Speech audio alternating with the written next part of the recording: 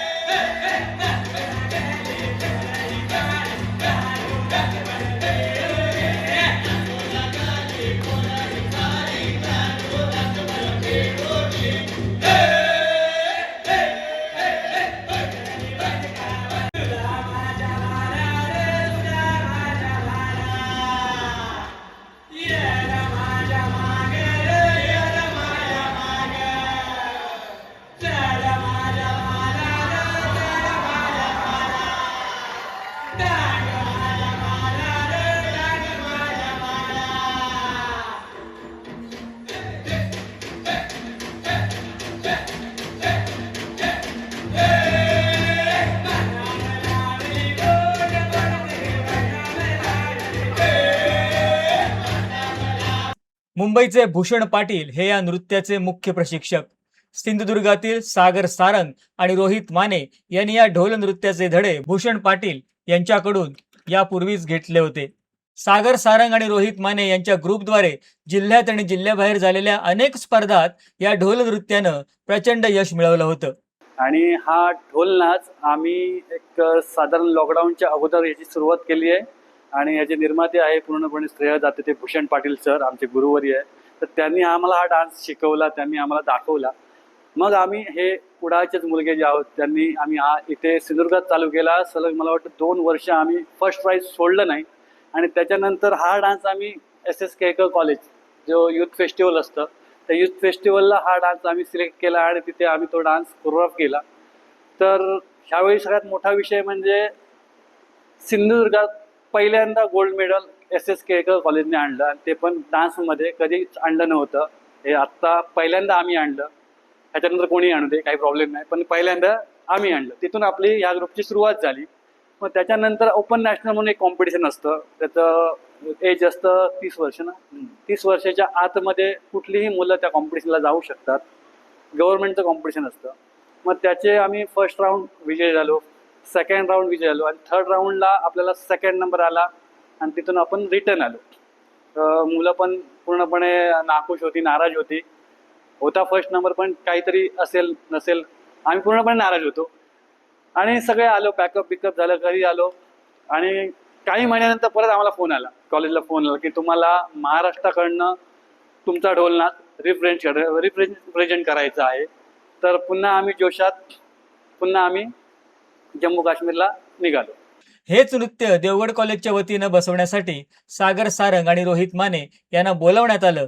त्यांनी विद्यार्थ्यांची ऑडिशन घेऊन त्यातून 10 विद्यार्थी निवडून या लोकनृत्याची तालीम सुरू झाली.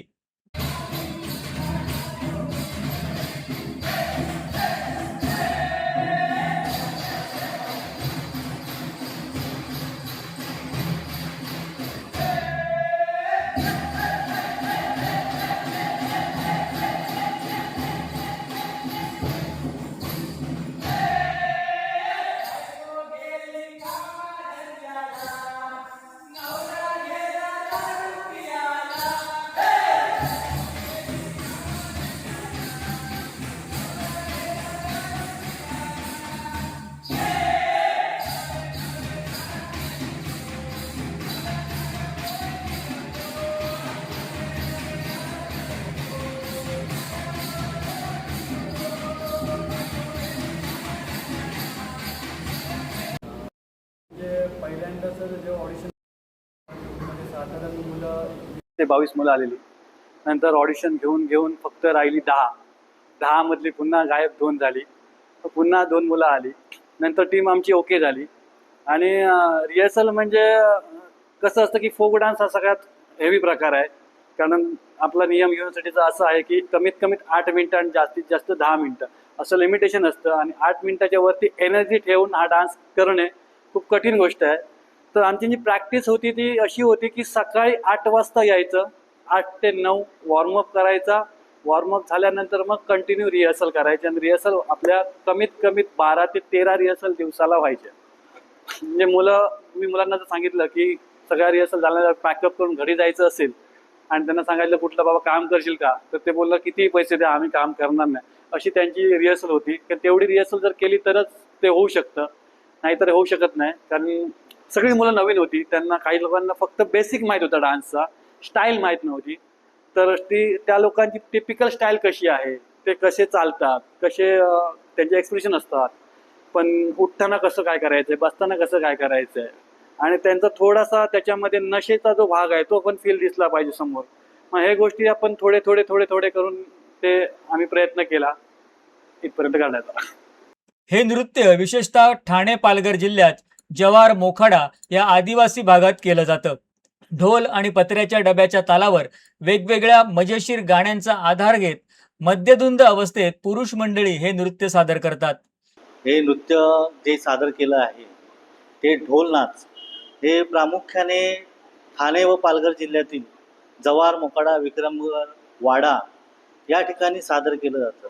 आणि हे नृत्य विजयादशमीच्या दिवशी सादर केलं जातं. आणि हे नृत्य करताना जे नृत्य करतात ते पूर्ण मद्यधुंद अवस्थेमध्ये असतात. आणि त्या नृत्यामध्ये जे वाद्य वापरले आहेत ते मोठा ढोल असतो. काही जण मातीचा ढोल वापरतात, काही पत्र्याचा ढोल वापरतात, काय आता लाकडाचा पण ढोल वापरायला चालू झालंय. आणि त्यात मेन प्रामुख्याने ठेका दिला जातो तो पत्र्याचा डबा. त्या पत्र्याच्या डब्यामुळे त्या डान्सला ठेका मोठा आहे. आणि मेन म्हणजे त्यांच्या पायात जे घुंगरू असतात त्या घुंगरूच्या तालावरती आणि अशी चांगली म्हणजे मनोरंजन अशी गाणी बोलली जातात. त्या गाण्याच्या ठेक्यावरती ते नृत्य केलं जातं. त्याची वेशभूषा काय असते? त्याची वेशभूषा एक लंगोट, सुरका आणि बंडी हे असतं. या नृत्यामध्ये बऱ्याच वेळा मनोरे पाहायला मिळतात, पिरॅमिड्स पाहायला मिळतात. त्याचं त्याबद्दल काय? हां, ते पिरॅमिडचं वैशिष्ट्य म्हणजे पहिली सुरुवात करताना ते म्हणजे स्वागत करताना त्या एकामेकाच्या अंगावरती चढून असं सलाम देऊन ते सुरुवात केली जाते नृत्याची. आणि त्यावर मेन प्रामुख्याने मुळा असतो. मुळा म्हणजे लाकडाचा खांब, त्यावर ते पिरॅमिड गोल गोल फिरून ते पिरॅमिड केले जातात. आणि एकामेकावर चढून मनोरे रचून प्रामुख्याने गाणे बोलून हे नृत्य केलं जातं. नृत्य करताना केले जाणारे विविध मनोरे हे या लोकनृत्याचं प्रमुख वैशिष्ट्य. अतिशय अवघड असं हे ढोल नृत्य सागर सारंग, रोहित माने यांनी भूषण पाटील यांच्या सहकार्यानं विद्यार्थ्यांकडून बसवून घेतलं. यासाठी अतिशय मेहनतीनं तालीम करण्यात आली. प्रत्येक दिवशी सुरुवातीला वॉर्मअप झाल्यानंतर 15 ते 18 पूर्ण तालिमी केल्या जायच्या. आमच्या ढोलनाचमध्ये अनेक पिरॅमिड्स आहेत. म्हणजे सुरुवातीला एका माणसावर उलटा एक माणूस असतो. ह्या पिरॅमिड करताना म्हणजे आम्हाला एकदम खूपच भीती वाटायची, पण सरांनी सपोर्ट केला, दोन्ही सरांनी आम्हाला. आणि मग तो आम्ही पिरॅमिड सक्सेस केला. म्हणजे आतापर्यंत म्हणजे जेवढे आम्ही डान्स केले त्याच्यात एकदाही तो पिरॅमिड कोसळला नाही. आणि प्रत्येक पिरॅमिडला आम्हाला म्हणजे अशी भीती वाटायची, कारण काय सगळंच नवीन होतं. एकावर एक असे तीन मजली थर पण असायचे, तर त्याच्यात खूप भीती वाटायची. पण सगळ्यांनी म्हणजे नीट केलं सरांनी शिकवल्याप्रमाणे. अर्थात याचं फळ त्यांना मुंबई विद्यापीठाच्या युवा महोत्सवात सुवर्ण पदकाच्या रूपानं मिळालं. पण राष्ट्रीय पातळीवर आपली कला दाखवून अव्वल ठरण्याची या कलाकारांची मनीषा होती. अशा स्पर्धेत त्यांनी भाग सुद्धा घेतला होता, पण त्या स्पर्धेत दुर्दैवानं दुसऱ्या क्रमांकावर त्यांना समाधान मानावं लागलं. सर्व कलाकार आणि प्रशिक्षक यामुळे खूप निराश झाले. पण केलेली मेहनत फुकट जात नाही असं म्हणतात. त्याप्रमाणे देवगड कॉलेजला श्रीनगरमध्ये होणाऱ्या आरोहण या राष्ट्रीय युवा महोत्सवात ढोल नृत्य सादरीकरणाचं निमंत्रण मिळालं. त्या महोत्सवात देवगड कॉलेजचं हे ढोल नृत्य महाराष्ट्राचं प्रतिनिधित्व करत होतं. हातात वेळ कमी होता तरी देखील पुन्हा जोमानं तालमी करून हे कलाकार श्रीनगरमध्ये पोहोचले. श्रीनगरच्या शेरे काश्मीर आंतरराष्ट्रीय परिषद केंद्र अर्थात SKICCच्या या क्रीडा संकुल हॉलमध्ये ढोल नृत्य सादर करण्यात आलं. या नृत्याला सर्व रसिकांचा आणि देशभरातून आलेल्या इतर कलाकारांचा अतिशय उदंड प्रतिसाद मिळाला. देवगड कॉलेजच्या या कलाकारांचा पदक, प्रमाणपत्र आणि स्मृतिचिन्ह देऊन सत्कार करण्यात आला.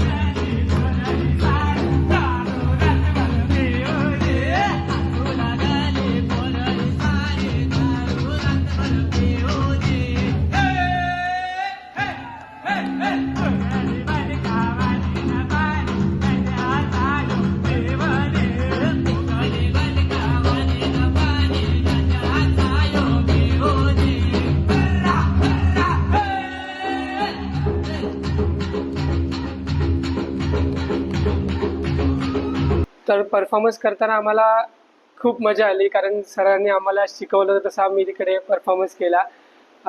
सरांच्या हे सगळं श्रेय आमच्या सरांनाच जातं, कारण सरांनी इथपर्यंत आम्हाला पोचवायला सरच कारणीभूत आहेत. कारण सरांमुळे आम्ही इथपर्यंत येऊ शकलो, किंवा हे सगळं हे गळ्यात मेडल आम्ही त्यांच्यामुळे घालू शकलो.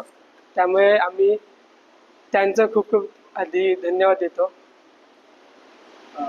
या डान्स बद्दल काय सांगतील? कारण या डान्समध्ये बरेचसे कसरती आहेत, पिरॅमिड्स आहेत, आणि प्रॅक्टिस कशी चालू होती आणि कसं तुम्ही ते पिकअप केलं, काय सांगा? प्रॅक्टिस तर सर होतेच प्रॅक्टिसच्या वेळी आमच्यासोबत. सरांनी आमच्याकडून खूप प्रॅक्टिस करून घेतली. डान्स म्हणायचं तर मी डान्समध्ये सिंगिंग करतो, म्हणजे सिंगिंग करून ढोल वाजवतो.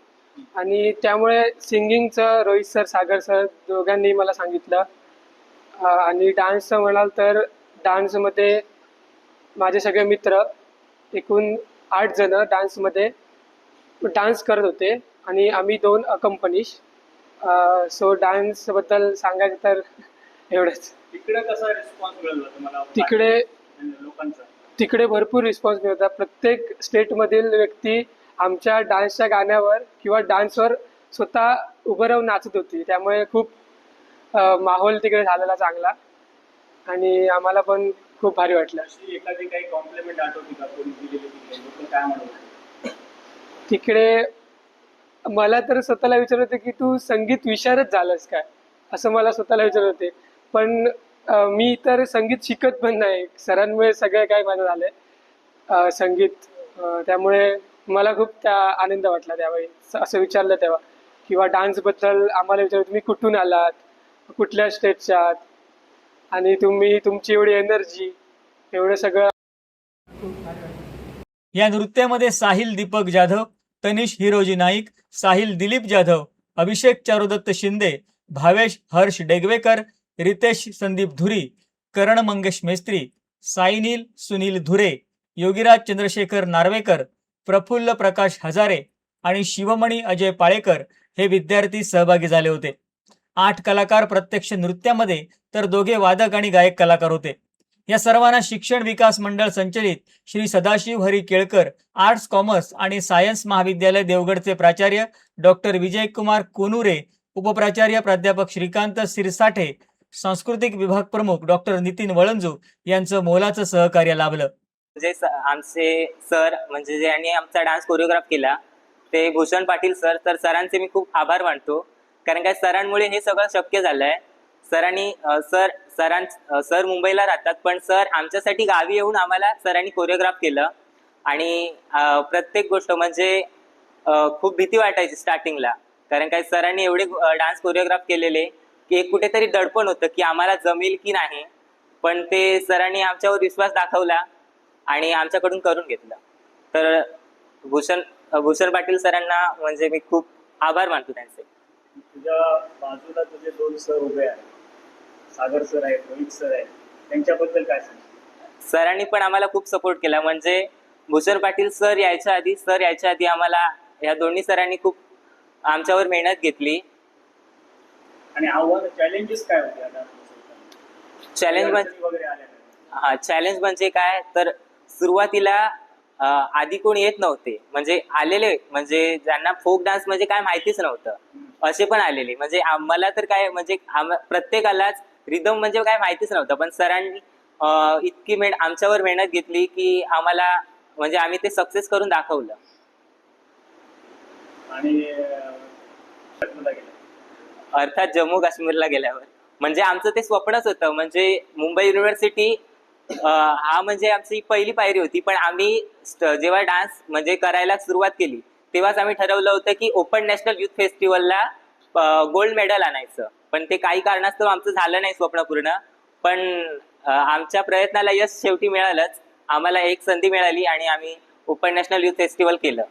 जिद्द आणि मेहनतीच्या जोरावर महाराष्ट्राचं प्रतिनिधित्व करून सिंधुदुर्गच्या या युवा कलाकारांनी जम्मू काश्मीरमध्ये आपल्या कलेची जी मोहर उमटवली ती निश्चितच कौतुकास्पद आहे.